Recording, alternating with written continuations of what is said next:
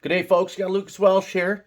Today we're going to talk about perfection pegs and a couple of the problems that I've been having with perfection pegs here today in the shop. I don't normally have any trouble with perfection pegs. I've never had this before. I'm doing a massive school order where I'm installing 72 sets of perfection pegs into student instruments. And I've run into a few issues. Now, most of you that have installed these pegs already know they're different twists for each side. So they're a reverse thread so that they thread in and won't loosen out. One of the major problems that I've been having, because they're marked on the ends here, so I don't know if you can make that out, but that says a T, but the threads are wrong. This is actually a base side peg that's been mislabeled. Okay, so that's one issue that you may have if you run into them. I will say that all of the issues I've been having here are with the treble side pegs. It looks like they've had a bad run of treble side pegs. So that's one thing that you might run into. The other one that's not so easy to figure out, and took me a number of violins to figure out what the issue was, is that the size of this collar here is wrong.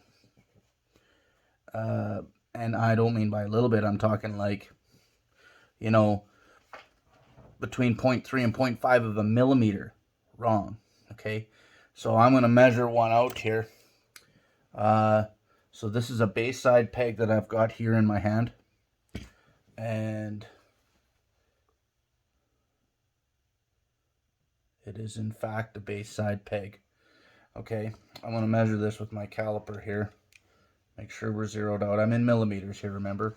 I'm going to measure right on the very base of this collar here, as close to the edge as as flush with the edge as I can get it. And that's measuring 6.84. Okay. The taper is right. It's a millimeter difference in size from tip to base. Okay, so 6.84 at the base on that peg there. I grab one of these treble side ones, I can instantly tell now that I'm looking at them. I can tell that this is bigger. I couldn't tell that, I mean, I didn't think that this could be an issue. 7.17. Okay, that's just substantial enough that your ream that you've made a nice hole with, it won't work. Because this size here is actually just ever so slightly too big.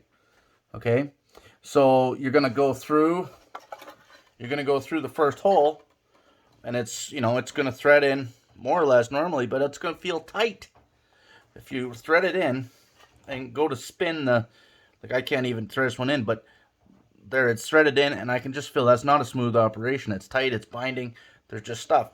And I wasn't sure what in the world was going on, so I thought, I'm looking at the violin, I'm looking at my ream, I'm looking at everything, but I mean, I'm not thinking that there's a possibility this could be messed up. But it is. So, the fix.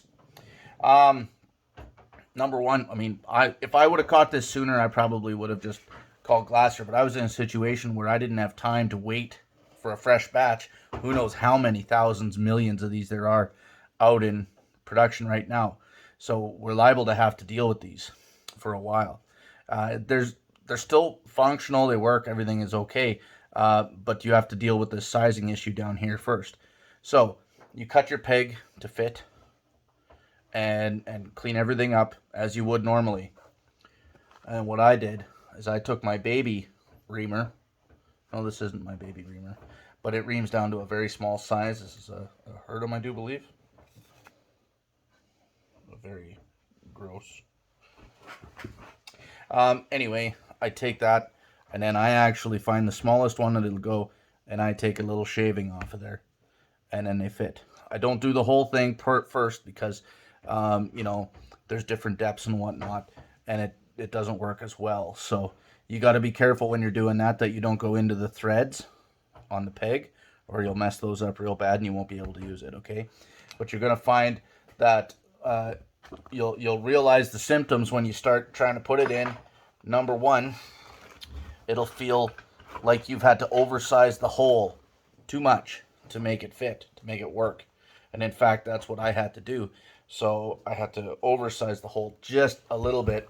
So I'm not getting as much thread contact as I would ideally like. And I'm relying more on the glue to hold the pegs in. But it will work. So these now, you just have to make sure that you catch them. And you're going to notice, I mean, it's pretty sizable difference. You know, I don't know if you can see. I mean, I can see the difference there, but it's slight. Now that I'm looking at it, I see it. So anyway, I hope that this helps a few of you guys out there. Maybe some of you guys are having similar problems, and hopefully this helps you correct it. Cheers.